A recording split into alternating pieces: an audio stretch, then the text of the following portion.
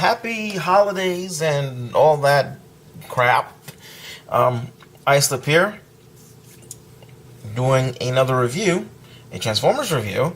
Want to apologize for not putting out videos for over the last 2 weeks. I haven't really been doing videos. Been trying, but one thing or another comes up, and it doesn't happen. It's been very busy. I work at Walmart. Anybody who works in retail will tell you that this is the craziest time of the year. Just got past Black Friday. I'm still sore from Black Friday. Black Friday sucks. Yeah, I hate Black Friday. Black Friday should be banned by the government forever. People keep dying or getting hurt and injured on Black Friday. There is no way for that day to be a safe day for shopping. It's just been, if people haven't died, then they've just been getting shot or no, that's just crazy. Anyway, enough of that crap. So yeah, it's just been really busy, and to be honest with you, most of my free time, even though I wanted to do Transformers reviews, I actually haven't because I've been trying to recuperate from all the stress and pain and stuff. So anyway, today we'll get on with that. Today I'm going to do a review on Transformers Cybertron Skywarp. A little funny thing here. When I was buying this guy, I hadn't paid attention to what I was reading, so I thought I was getting I was buying Thundercracker. And I got him. I'm like, hey, he's not, because the pictures were a little. It's not the seller's fault. Oh, by the way, I got this from the Pharaoh. Again, cool guy. Y'all need to hit him up. Y'all need to hit him up and buy some stuff from him, if you can. But yeah, I didn't read the bio very well. Not the bio. I didn't read the description very well. So I got this, which is actually, believe it or not, I'm actually very okay with that because Skywarp is one of my color-wise, he's my favorite Seeker in any mold so far. So I don't mind that I got Skywarp instead of Thundercracker. I'll get Thundercracker the next time. That's all.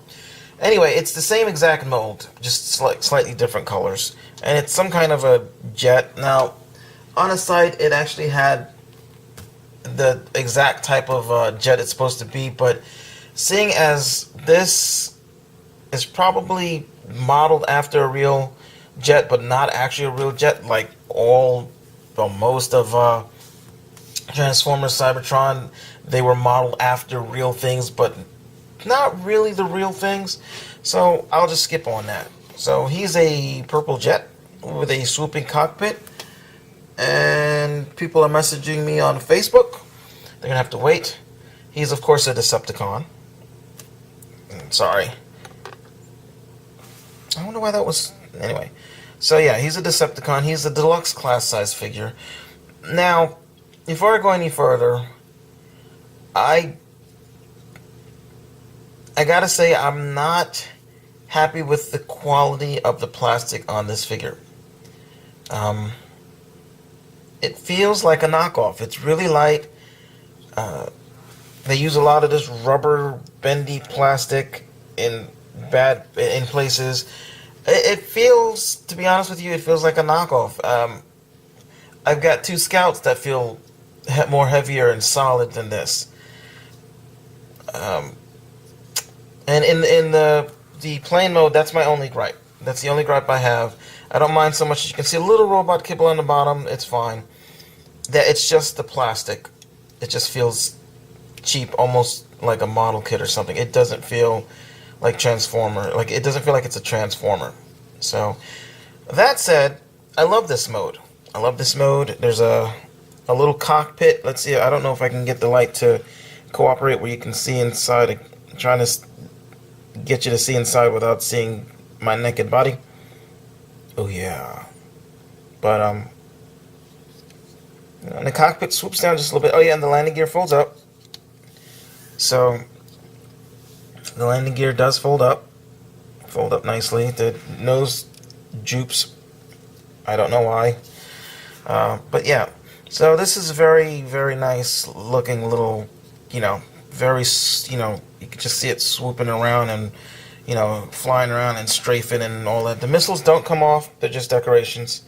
It's nicely detailed. It looks really good. It looks really good.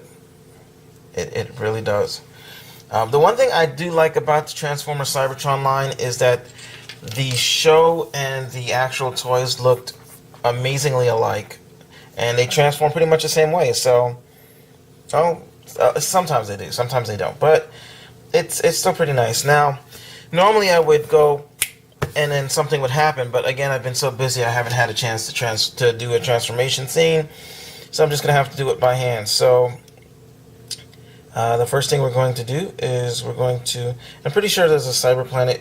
Well, I can show you the Cyberplanet key gimmick in this mode, but I think that would stop the plane dead in its track. Now, I have the Cyberplanet key. It's in the closet somewhere, and I'm not going in there. So I'm going to take this missile from Cybertron Megatron, and I'm going to insert it into his rectum. I mean, the cavity in his backside. And then when I do that, that pops up, and there's a missile in there. Now, I'm pretty sure if he did this... Oh, and then you can see his face. Pretty sure if he did this while he was flying in real life, this would stop him dead or send him into an uncontrollable... whatever. He would die. So, yeah. So we'll go start transforming him. Now, the first thing you want to do is... everything pegs in. There's literally little pegs everywhere over here. So, like... and it took me forever to get the pegs to line up properly and stick them into the hole. See the peg right there? Oops, sorry. There's a peg right there. It goes into the little hole up there. And so we're going to actually do an unofficial gear walk mode. I know everybody does a gear walk mode. I'm doing it. I don't care. This one has this one has actually a pretty good gear walk mode. You take the legs and you turn them almost all the way around. I guess you could leave these parts out for now. And we're going to unpeg this, or unpeg that. So you take that and just like this. Let's move this out some. I don't care if you can see my whatever. Just as long as you don't see me, that's fine. And swing this around. Now see, this is like got some... I don't like the plastic on that there. But you can swing that around here. Take this, unpeg that. Unpeg that, let's see, yeah. Unpeg that and swing this arm that way. And you can swing the legs back in here. And just leave those like that for now. And open this up. Now, it's been actually in this intermediate mode for quite a while. I had them in my closet. When I'm doing my podcast, sometimes I'll just grab them and just a nice little thing to have. And he's quiet. He doesn't make noises when you're messing with him. So, yeah. So, Chase, there you go. You've got ideas. Get some quiet things that don't make noise, and you can use those to occupy yourself while we're doing the podcast. Shout out to my boy Neo Shade 123. So, anyway. You get all that back like that. You stick it in there, take this and fold it like that, and he looked a little cooler before, but anyway.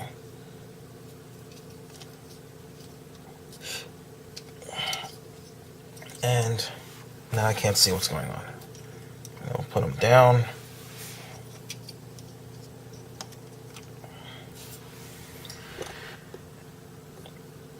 And let's zoom in a little bit.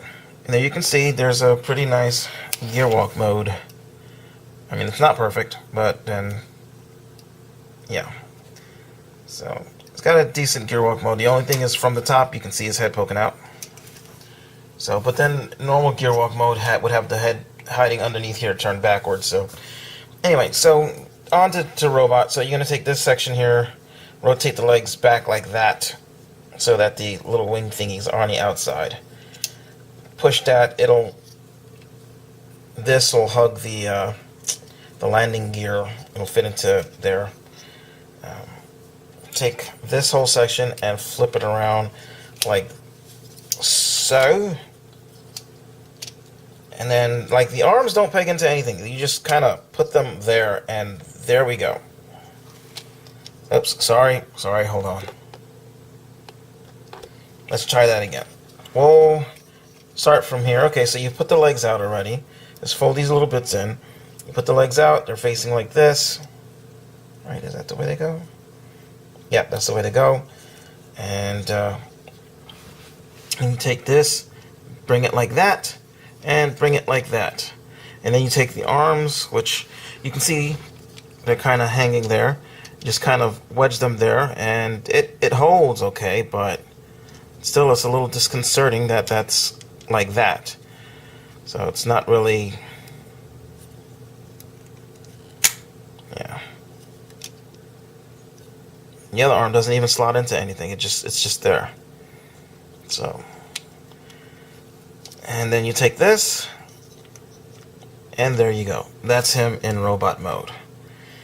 Now, there's a reason why I didn't get this guy for, this mold for so long. Two main reasons. One, he has no left hand, which would be, I mean, it'd be fine if this was just a gun hand like, Shockwave. I could deal with that. But this thing is so freaking huge. This thing is as long as his whole body. Let's see. Let's see if I can get it to. This thing is almost as long as his body. So he's got this long gun thing. And then, two, when he transforms, it's just, you've got half the plane folded down. The wings don't rotate. They don't turn. They're just, that bothers me. And, oh, I guess you could do that there. And that bothers me. That bothered me. So, to be honest with you, the only reason I got this mold was because I really love the Thundercracker character on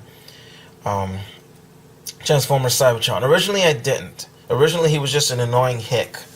But towards the end, towards the middle and towards the end, he just tried so hard, and then he was, he even went as far as to cover up his Decepticon logo and try to be an Autobot, and if it wasn't for the other Decepticons after Megatron's defeat, he would have stayed an Autobot. Thundercracker, not Skywarp. Skywarp never actually was in the series. Or if he wasn't a prominent figure. He was probably just a clone in the background. And they did a lot of that. There's light piping. I don't know how well it works. It seems to work pretty decently. Let's get something.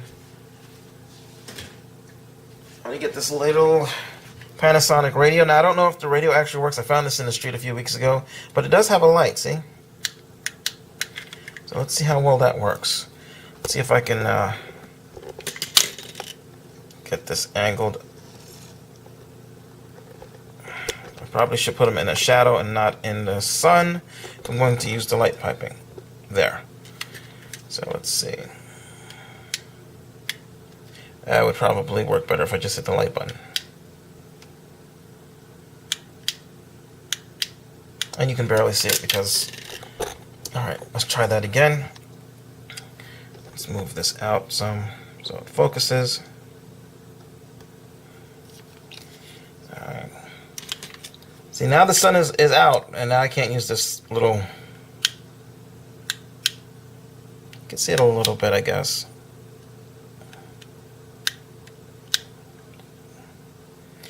The light piping's okay. It's not great, but it's okay. So, there's that.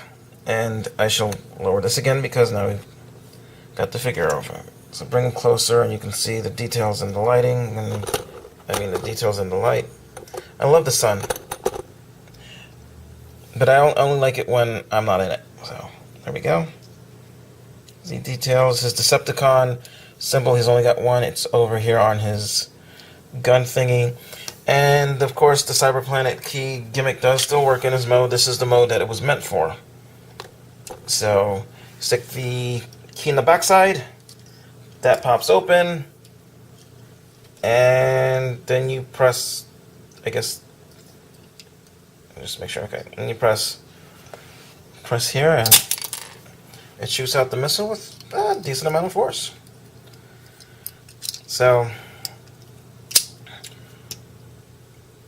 This is the one time that I actually do care about having the missiles. Otherwise, normally I don't care, but yeah, this time I do. But otherwise, I mean, he's an enjoyable little figure, and I will pick up the Thundercracker. But again, it's just because I like the character, not so much because I like the figure. If it wasn't for the character, I would say the figure, it really sucks. So, based on, and it has a decent amount of articulation. The only thing is every time you try to move the arm, it pops out. So it's just better to leave them posed as is. I can't recommend this figure to anybody who wants something that they can mess around and play with. If you just if you're like into the Cybertron line and you just want to collect the characters, he's fine. I mean, he looks like his character. Well, the Thundercracker one would look like his character. This guy still looks like his character. I'll read out to you the bio. I guess I had a toy bio. Mine didn't come in a box. I got mine loose. The name is Skywarp. His faction is Decepticon, and his function is Airman. Whatever the hell that means. And it says, the sneakiest of Decepticons, Skywarp delights in using his teleportation ability to appear in the middle of a group of Autobots, hose them with laser fire, and disappear again. He is the dark heart of the Decepticon Air Corps, taking joy in playing cruel tricks on friends and enemies alike, and using his aerial abilities to avoid a fair fight whenever possible. None too bright, he requires constant supervision by his commander, Starscream. I think they just took that from the G1 bio. I don't think that's his bio at all, because that really sounds like his G1 bio. That doesn't sound... maybe they just took that and put that on the back of the toy as well, because I don't remember... I remember Starscream being second in command. I don't remember him being... He didn't have a bunch of Seekers. He had Thundercracker, and that was kind of it as another Seeker. And he didn't even look like a Seeker. So, not Thundercracker, Starscream. So, yeah, should you get this figure? I would say, unless you really want to collect all the characters of the line, or, yeah, I would say pass on it. It's not, the jet mode is pretty good. The robot mode, it looks like but it just, things like that, and the plastic quality being kind of cheap. It feels like rubbery plastic. It doesn't even feel like it was just cheaply made. It was. I don't know why they made the plastic the way they did. I don't know why this thing feels like a bootleg. It really does. That said, I still do love this figure. I got him from the Pharaoh 1. It's a good bud of mine. Just go check him out. He's got a lot of toys for sales. He's been expanding his Transformers repertoire. So check out his wares and see if there's something that you like.